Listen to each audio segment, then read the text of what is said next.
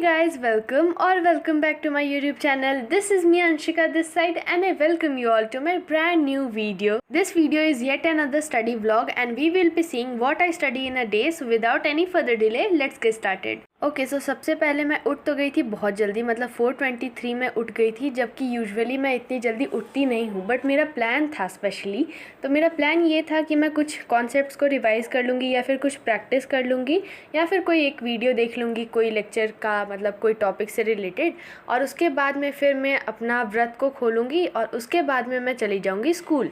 तो ये मेरा प्लान था, बट इस प्लान के अकॉर्डिंग कुछ हुआ नहीं, तो मैं आपको बताती हूँ क्यों। तो सबसे पहले यहाँ पे तो मैं देख रही थी एडमिशन का वन शॉट, क्योंकि मैं रिटायरमेंट चैप्टर से कुछ ज़्यादा ही बोर हो चुकी थी। तो यहाँ पे मैं एडमिशन चैप्टर का वन शॉट देख रही थी, क्योंकि मैंने एक दिन पहले नोटिस किया था कि सुनील पांडा सर ने वन शॉट डाल रखा है एडमिशन चैप्टर का। तो मैंने सोचा कि मेरे सारे के सारे कॉन्सेप्ट्स रिवाइज़ हो जाएंगे और मैं स्कूल में जाके इसके क्वेश्चंस कुछ ना कुछ ट्राई कर लूँगी।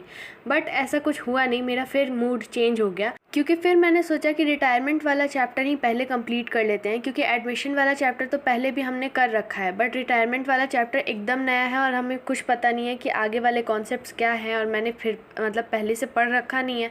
तो इस वजह से मैंने सोचा कि रिटायरमेंट वाला चैप्टर पहले ख़त्म कर देते हैं और उसके बाद में एडमिशन वाला तो चैप्टर फिर भी याद है, तो एक रिविज़न हो जाएगा वन शॉट से। तो इसलिए मैंने सोचा, बट यहाँ पर मैंने फिर भी गेनिंग रेशियो और न्यू प्रॉफिट शेयरिंग रेशियो तक का लेक्चर कंप्लीट कर लिया था। तो मैंने इस 1.5 घंटे के लेक्चर को 20 to 25 मिनट्स तक कंप्लीट कर लिया था। एंड देन उसके बाद में मैं चली गई थी अपना व्रत खोलने। तो मैं व्रत खोलने गई और मैंने हलवा खाया, हलवा से मैंने अपना व्रत खोला। उसके बाद में फिर मुझे थोड़ा सा ना वीकनेस लग रहा था शुरुआत से ही, मतलब सुबह से जब से मैं उठी थी तब से मुझे वीकनेस टाइप का लग रहा था। एक तो मैं इतनी जल्दी उठती नहीं हूँ, तो मेरी आदत नहीं है, तो मुझे जब स्कूल जाने के टाइम पे फिर से नींद लगने लग गया था। तो इस वजह से मैंने सोचा कि आज स्कूल के प्लान को कैंसिल करते हैं हम लोग और हम लोग कल चले जाएंगे। सो यहाँ पे मैंने फिर पढ़ना स्टार्ट किया एट अराउंड 2 और 2:10 इन द आफ्टरनून, और यहाँ पे मैं रिटायरमेंट चैप्टर के फुल फ्लेज क्वेश्चंस कर रही थी।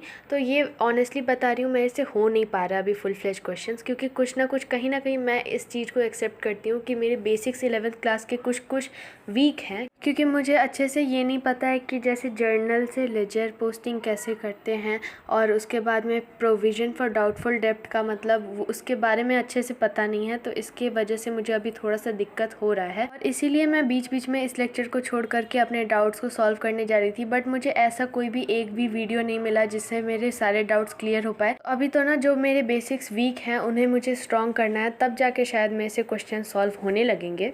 Okay, so after that I started to study at 5 PM and I started with BST में मैं लेक्चर 2 देख रही थी। उसमें हमें बताया जा रहा था सिलेक्शन प्रोसेस और टाइप्स ऑफ रिक्रूटमेंट के बारे में। तो ये मैंने कवर किया इस लेक्चर में, और मैंने इस लेक्चर को पूरा कंप्लीट कर लिया था।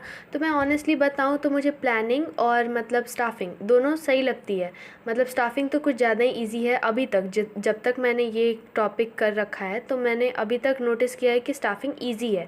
बट थोड़ा सा मुझे कन्फ्यूजन है प्लानिंग में, जब प्लानिंग में बात आती है टाइप्स ऑफ प्लान्स की।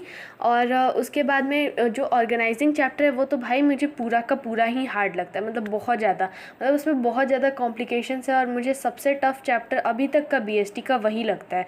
मतलब एक बार के लिए प्रिंसिपल्स ऑफ मैनेजमेंट भी बहुत आसान है, बट ये वाला जो चैप्टर है ना वो बहुत ज़्यादा ही मुश्किल लगता है मुझे। तो सबसे पहले प्लानिंग तो मैंने फिर भी रिवाइज़ करके रखा हुआ है, और स्टाफिंग में अभी रिवाइज़ कर ही रही हूँ। बट ऑर्गेनाइजिंग चैप्टर मुझे एग्ज़ाम से पहले करना पड़ेगा, और उसमें मेरा सबसे ज़्यादा दिमाग ख़राब होने वाला है, क्योंकि मेरे दिमाग में वो अच्छे से चैप्टर गया ही नहीं है। मतलब वो चैप्टर ऐसा है ना कि पढ़ने का मेरा बिल्कुल भी मन नहीं करता है, बट क्या करूँ, एग्ज़ाम्स हैं, मार्क्स चाहिए, तो इस वजह से पढ़ना पड़ेगा ही। सो उसके बाद में मैंने जैसे ही ये लेक्चर कंप्लीट किया, तो मैंने जो अभी जस्ट पढ़ा है तो मैं उसे रिवाइज़ करने लग गई। तो अब मुझे बस एक काम करना है कि मैंने जितना भी अभी तक पढ़ा उसका क्वेश्चन बैंक से क्वेश्चन सॉल्व करना है, क्योंकि मेनली मेरे क्वेश्चन बैंक में लेक्चर 2 के ही टॉपिक से क्वेश्चन स्टार्टिंग से रखे हुए हैं, और मैंने जो लेक्चर 1 में पढ़ा उसके तो टॉपिक्स मुझे अभी तक एज सच दिखे नहीं है। तो अभी मैंने सबसे पहले सोच रखा है कि टॉपिक वाइज मैं क्वेश्चन सॉल्व करूंगी, और उसके बाद में क्वेश्चन बैंक से, और उसके बाद में मैं एक बार अगर टाइम मिला तो फिर बुक से, मतलब संदीप गर की बुक जो मेरे पास है, तो उससे भी मैं ट्राई करूँगी कि सॉल्व करूँ कुछ क्वेश्चन। सो या उसके बाद में I started to study accounts, और अकाउंट्स में मैं पढ़ रही थी settlement of retiring partners loan account. तो ये वाला जो टॉपिक है वो मतलब इजी है, बट कुछ क्वेश्चंस ऐसे हैं जो थोड़ा सा ट्रिकी बना देते हैं इसे भी, बट उसके बाद में थोड़ा सा अगर हम लोग समझ के सॉल्व करेंगे तो ये भी सॉल्व हो जाएगा। मतलब इसमें उतना कुछ खास मतलब डिफ़िकल्टी नहीं है। सो या बट वी नेवर नो कि हमसे कहाँ गलती हो सकती है, क्योंकि मेरी तो गलती की मतलब मैं पर्सनली बता रही हूँ, मेरी तो गलती की कोई लिमिटेशन ही नहीं है। बट ऐसे देखा जाए तो ये टॉपिक ईजी है। सो या तो ये जो पूरा लेक्चर था ना वो 1 घंटे समथिंग मिनट्स का था, बट मैंने इसे ओवरऑल तो कंप्लीट कर लिया था। मतलब मेरा 50 मिनट्स तक कंप्लीट हो गया था। अब मेरा बस 10 से 15 मिनट का कंप्लीट करना बाकी है, जो कि मैं उसे भी कंप्लीट कर लूँगी। So that's it for today's video, and if you like this video then make sure to like, comment, share and subscribe to my YouTube channel, because it motivates me a lot for making such type of videos for you all, and I would love to see your comments on this video. So yeah, thanks for watching.